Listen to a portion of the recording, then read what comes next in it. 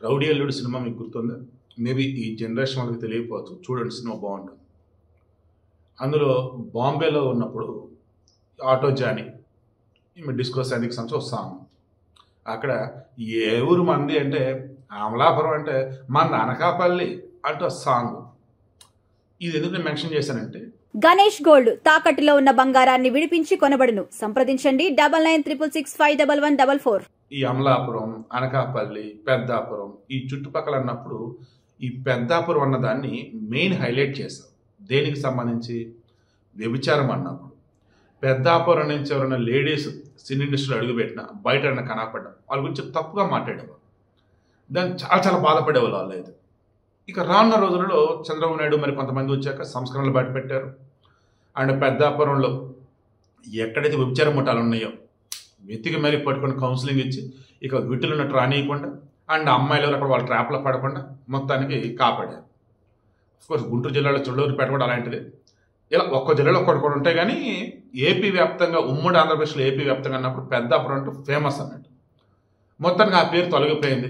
వ్యాపారాలు చిన్న చితగచ్చిన ఏవో చేసుకుని బతికేస్తారే ఉన్నారు.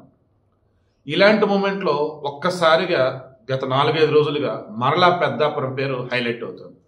ఏ రకంగా ఏంటంటే ఒకళ్ళు కాదు, ఇద్దరు కాదు, ఏకంగా 10 బ్యాచ్లు అంట. ఒక్క బ్యాచ్లకి ఎంతమంది మీ ఓకే వదిలేస్తున్నాం. 10 బ్యాచ్లు ఏంటి? వ్యభిచార ముఠాలు. పెద్దాపురం అనే ఒక చిన్న పట్టణంలో 10 వ్యభిచార ముఠాలు అంటే ఒక్కో ముఠాలు అసలు ఎంతమంది? అండ్ ఈ ముఠాలో బాధితులు ఎంతమంది? అండ్ వీళ్ళు పైన వచ్చేసి వ్యాపారం చేసేది ఎంతమంది ఏంటి అన్నప్పుడు 3 సంవత్సరాలుగా దందా నడుస్తుందంట. అంటే 2022 వరకు కరోనా హడావుడి నడిచింది కదా. వన్స్ ఆ కరోనా హడావుడి క్లియర్ అవ్వగానే 2023లో గట్టిగా మొదలెట్టేశారు. ఏ రకంగా?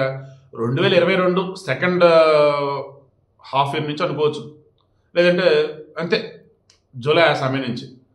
ఎందుకంటే కరోనా సమయంలో చాలామంది చితికిపోయారు ఫైనాన్షియల్గా. దెన్ ఇంకొంతమంది వచ్చి ఫ్యామిలీలు ఎవరూ లేక వాళ్ళు ఇటువంటి వారిని చేరదీశారు. ఏ రకంగా?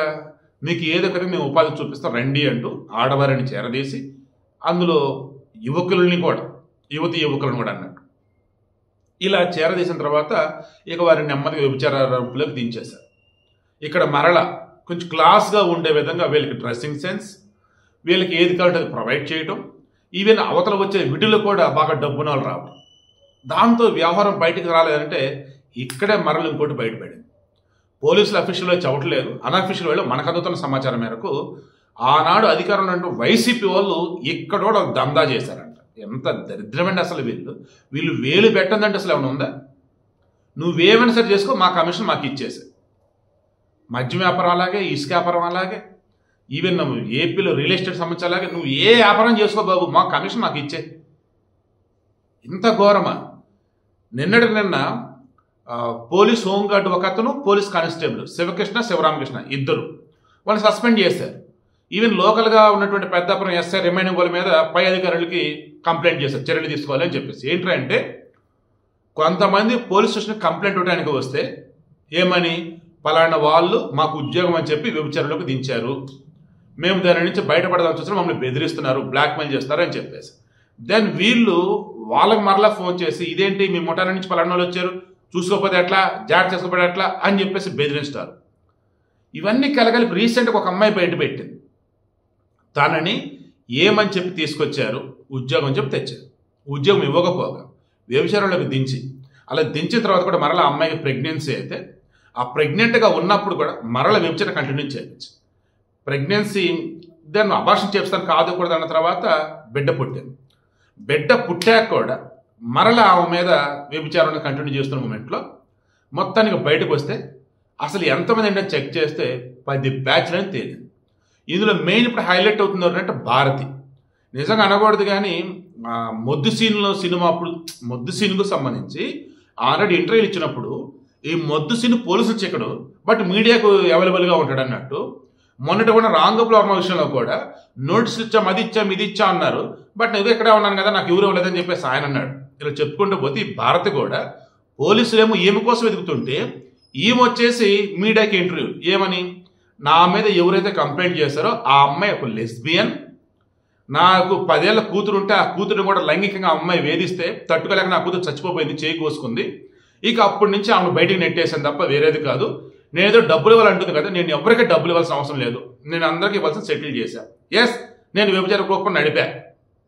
ఎంత ఓపెన్గా చెప్తుంది చూడండి. అసలు ఎవరు నేను వ్యభిచారాన్ని నడిపా, బట్ నేను ఎక్కడ ఎవరన్నా మోసం చేయలేదని అంటుంది. క్రాస్ చెక్ చేస్తే తెలిసింది ఏంటంటే స్కూళ్ళు, కాలేజీలు, బస్ స్టాండ్లు, హాస్టళ్ళు, ఈ అన్ని చోట్ల కూడా కొంచెం లావిష్గా రెడీ అయినటువంటి అబ్బాయిల్ని పెట్టి ఈ అమ్మాయిని ఫస్ట్ ట్రాప్ చేసి ఇక ఆ తర్వాత ప్రేమ పేరుతో ఇంట్లో నుంచి పారిపోచ్చామని పెళ్లి చేసుకుందామని చెప్పేసి ఇక వారిని తీసుకెళ్లి వ్యభిచార కుప్పలో నెట్టాడు.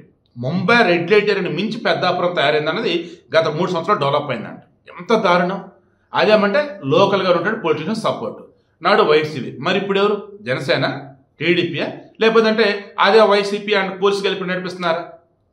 ఎంత దారుణం అండి అసలు. మరల పెద్దాపురం పేరు చెప్తే అగైన్ మరలా పెద్దాపురం పాప, ఓహో పెద్దాపురం బయట తెచ్చిందా, మరలా ఆడగా పట్టుకెళ్తున్నారు. సుఖంగా బతుకుదామని చెప్పేసి అనుకుంటే దయడ సుఖమందని చెప్పేసి తీసుకెళ్ళి వ్యభిచార కొంపులకు నెట్టేయటమా, పెళ్లిళ్ళు చేసుకొని ఎవరైనా మోసపోతే వారిని ఇందులోకి లాక్కెళ్ళిపోవటమా. ఇందులో మరలా చెప్తా చూడండి, ప్రేమ పెళ్ళంటూ తీసుకెళ్ళిపోయి కొన్నాళ్ళు ఎంజాయ్ చేసి ఆగతుడు వదిలేస్తే ఇంటికి వెళ్తామని ట్రై చేస్తే ఇంట్లో వాళ్ళు రానిపోతే ఇంకేం చేయాలి తోచక అలా ఇటు వచ్చి ఇంకొంతమంది అంట. చదువుకున్న వాళ్ళు చాలామంది ఉన్నారంట తెలుసా. ఎంత దారుణం అండి. ఇంకా ఇంకో అతి ముఖ్యమైన దారుణం ఏంటో తెలుసా, వీళ్ళ దగ్గర ఈ వ్యభిచార కుప్ప నడిపే బ్యాచ్ ఉన్నారా, వీళ్ళకి పిల్లలు ఉంటారు కదా, ఆ పిల్లల ద్వారా ట్రాప్ చేయడం అంట. వాళ్ళకి కావాల్సిన మొత్తం ఆడవాళ్ళకి బస్ స్టాండ్లు, రైల్వే స్టేషన్లు, కాలేజీ హాస్టళ్ళు, కాలేజీల దగ్గర మొత్తం లైన్ వేయటం, ఆడపిల్లల్ని పటాయించడం, ఆ తర్వాత వాళ్ళకి ఏం కావాలో మొత్తం ప్రొవైడ్ చేయటం, ఆ ప్రొవైడ్ చేస్తున్న మూమెంట్లో వాళ్ళతో క్లోజ్గా ఉన్న మూమెంట్లో ఫోటోలు వీడియోలు తీసేసి వాటితో బ్లాక్మెయిల్ చేయడం. అసలు ఎంత ఘోరం అండి. ఈరోజు కొంతమంది ఇళ్లలో ఏమో పలానా ప్రేమించాం అదేనేది అంటే కాదు కొట్టినట్టు లేచిపోతున్నారు. ఎక్కడికి వెళ్తున్నారు ఏంటంటే చివరికి ఇటువంటి తోట తేల్తాము. చెప్పండి, నాకే చాలా విసిగేస్తుంది, చిరాకు వస్తుంది. ఎంత దారుణం అండి అసలు. ఇప్పుడు కూటమి గవర్నమెంట్ అయినా పెద్దాపురంలో అసలు ఈ వ్యభిచార ముఠాలు ఎప్పటి నుంచి ఉన్నాయి అండ్ వాళ్ళు ఇదే వృత్తి అసలు ఎందుకు చేస్తున్నారు, కేసులు పెట్టినా అండ్ వీళ్ళకి సహకరిస్తున్న పోలీసులు ఎవరు, లోకల్గా ఉన్న పొలిటీషియన్స్ ఎవరు, ఇవన్నీ బయటికి తీయాలండి. ఒక పెద్దాపురం చుట్టుపక్కల ప్రాంతాలు కాదండి, ఏపీ వ్యాప్తంగా, తెలంగాణ వ్యాప్తంగా కూడా అక్కడికి విట్లు వస్తున్నారంట. అంటే డబ్బిచ్చి ఎంజాయ్ చేయడానికి వస్తున్నారు. పెళ్ళైనటువంటి ఆడవాళ్ళు, పెళ్ళిగాని ఆడవాళ్ళు వీళ్ళు చెప్పుకుంటూ పోతే పసిపిల్లలు కూడా ఉన్నారంటండి. ఎంత దారుణం, ఎంత దుర్మార్గం అండి. ఇంత పెద్ద చీకటి వ్యవహారం ఎలా నడిచింది ఏంటంటే ఆనాడు వైసీపీ అధికారంలో ఉన్నప్పుడు పొలిటీషియన్స్ ద్వారా కోఆపరేషన్, ఏం కాదు మాకు ఇవ్వాల్సింది మాకు ఇచ్చి మీరు చేయాల్సింది మీరు చేసుకోండి, పోలీసులు ఏమైనా వస్తే మాకు చెప్పండి. ఈలో పోలీసులు కూడా రొప్పులోకి లాగేశారు. ఎంత దారుణం, దరిద్రం అంటే ఈ వైసీపీని కలలో అయినా సరే ఆడవాళ్ళు క్షమిస్తారా? మీరే చెప్పండి. ఈ వైసీపీని ఏం చేయాలి? అండ్ ఈ బ్యాచ్ అసలు ఎవరైతే ఉన్నారో వాళ్ళకి మళ్ళీ ఫ్యామిలీస్ ఉన్నాయి, మళ్ళీ వాళ్ళందరికీ తెలుసు ఏం జరుగుతుంది ఏంటని. అంటే వ్యభిచారం అనేది కూడా పార్ట్ ఆఫ్ బిజినెస్ అన్నట్టుగా అయిపోయింది. అదేమంటే వెబ్ సిరీస్లు, ఓటీటీల్లో వచ్చే కంటెంట్లు, అదేమంటే ఫారిన్లో వ్యభిచారానికి సంబంధించి లీగల్గా ఎక్కడైతే పర్మిషన్ ఉందో అక్కడ వాళ్ళు ఏం చేస్తున్నారు ఏంటని చెప్పేసి ఇవి. అదేమంటే కొంతమంది వచ్చి ఈ వ్యభిచారం వల్లే బయట రేపు లాగుతుంది అదినేదని చెప్తే అలా చీ అనిపిస్తుంది నాకైతే. మన సభ్యత సంస్కారం అనేది వదిలేసి డబ్బు పిచ్చితో ఎవరెవరో ఏదేదో చేస్తున్నారు. దానికి బెస్ట్ ఎగ్జాంపుల్ మరలా పడగిపినటువంటి పెద్దాపురం.